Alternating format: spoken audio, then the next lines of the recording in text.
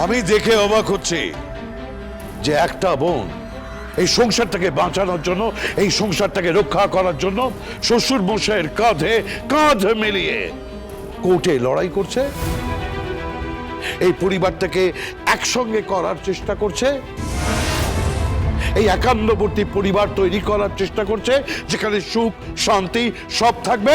আর একটা বোন তারই দিদি দর হাঁকাহাঁকি করছে, অকশন করছে। নিলাম নিলামে তুলছো? হ্যাঁ, আমার ছেলের দর কত? 5 কোটি টাকা। আর কি কি বলে? ফ্ল্যাট, বাড়ি, গাড়ি, কিচ্ছু পাওয়া যাবে না। একটা কানা করিয়ে দেব না। যাও, নিজের ঘরে যাও, ঘরে গিয়ে সংসার করো। কোনটাকে সংসার বলছেন আপনি?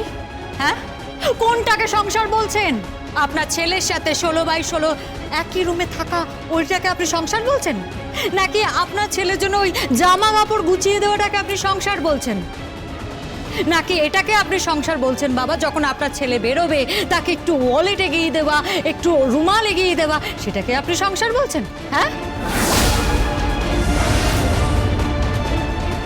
বারবার বারবার বলা সত্ত্বেও আপনার ছেলে আমার দিকে একবার ঘুরেও তাকায়নি বাবা। এটাকে আপনি সংসার বলছেন? হ্যাঁ, কি মনে করছেন আপনি এটা একটা স্বামী স্ত্রীর সম্পর্ক? আমি কোর্টে যাব, কোর্টে গিয়ে আমি বলবো যে আমি এখনো পর্যন্ত আমরা স্বামী স্ত্রী।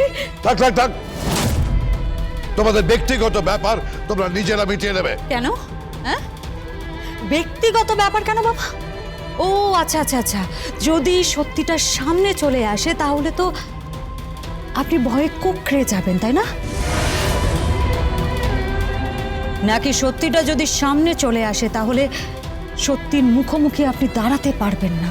কোনটা? ঠিক করে কথা বলো।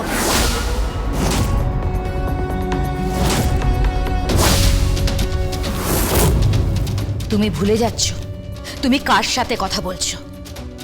দাদার সাথে এভাবে কেউ কথা বলে না। তাই তো আমি সমস্ত সম্পর্ক চুকিয়ে দিচ্ছি।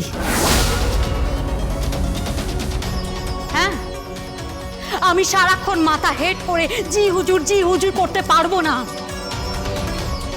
আপনিও তো একজন মেয়ে, আপনি ভেবে দেখুন না, আপনার সাথে আপনার স্বামীর সম্পর্ক আর আমার সাথে আমার স্বামীর সম্পর্ক।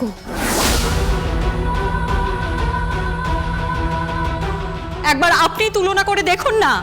তাতে ওর কোনো দোষ নেই। তুমি এ বাড়িতে মিথ্যে কথা বলে ঢুকেছো।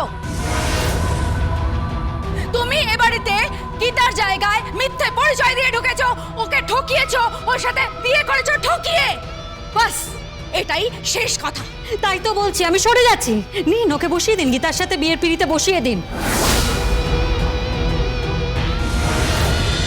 গীতা LLB সোম থেকে রবি প্রতিদিন সন্ধ্যে 6:30 স্টার জলসায় ও ডিজনি প্লাস হটস্টারে।